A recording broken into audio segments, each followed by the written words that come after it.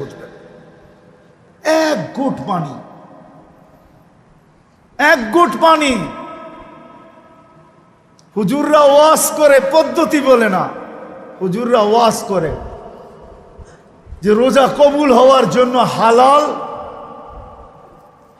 ইফতার কি শর্ত, ঠিক না? হ্যাঁ, হায় হায়, এই উম্মতকে কত সহজ পদ্ধতি দিছিল আল্লাহ, কত সহজ পদ্ধতি। প্রত্যেক বাড়িওয়ালা যদি সামনের বাড়িওয়ালাদেরকে বলতো পুরা রোজার ভিতরে সব খাওয়ান আমরা তোমাদেরকে পাঠাবো, তোমরা পাক করো না, তোমরা পাক করো না, আমরা পাঠাবো। কেন?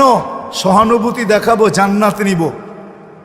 সহানুভূতি দেখাবো আর জান্নাত নিব, জান্নাত নিব।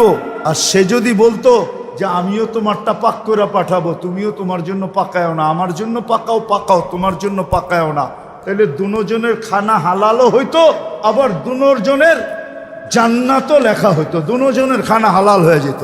হাদিয়া হালাল, হাদিয়া হাদিয়া হাদিয়া। আল্লাহর রসুলের জন্য সদকা হারাম, সদকা হারাম না?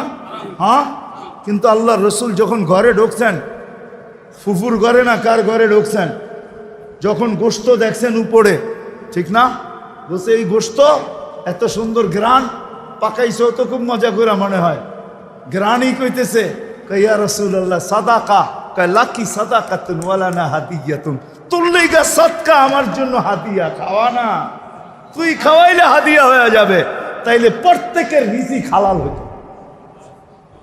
আমার সমাজকে যদি বুঝাইতে পারতাম, তাইলে এই প্রশ্ন আমার সমাজের থেকে উঠা যেত। আমরা ফতুয়া তো দেই, মাসলা তো বলি, পদ্ধতি বলি না। আমার সমাজের প্রত্যেক ফ্যামিলি যদি আরেক ফ্যামিলিকে বলতো, বোন তোর পুরা রমজানের 30 দিনের ইফতার 2 টাইম 3 টাইমের খাওয়া আমার ঘর থেকে আসবে, সে যদি বলবে আমার ঘর থেকে তোরটা আসবে, আমার ঘর থেকে তোরটা, আমি জান্নাত নিতে চাই, তোকে হাদিয়া দিতে চাই, তাইলে এই হাদিয়ার লেনদেন যদি হইতো আর জান্নাতের আশায় হইতো, তো দুজনেরটা হালাল হইতো। কি কি কি? হাদিয়া হালাল, হাদিয়া হাদিয়া হালাল। আপনি বলতেন ও তো ওইরকম কামাইছে, কামাক না, ওটা কি আপনার দায় দায়িত্ব দিছে নাকি আল্লাহ? লাস্তা আলাইহিম বিমুসাইতির, ও কোত্থেকে কামাইছে ওর ব্যাপার, আপনাকে তো হাদিয়া দিছে, আপনাকে তো কি দিছে?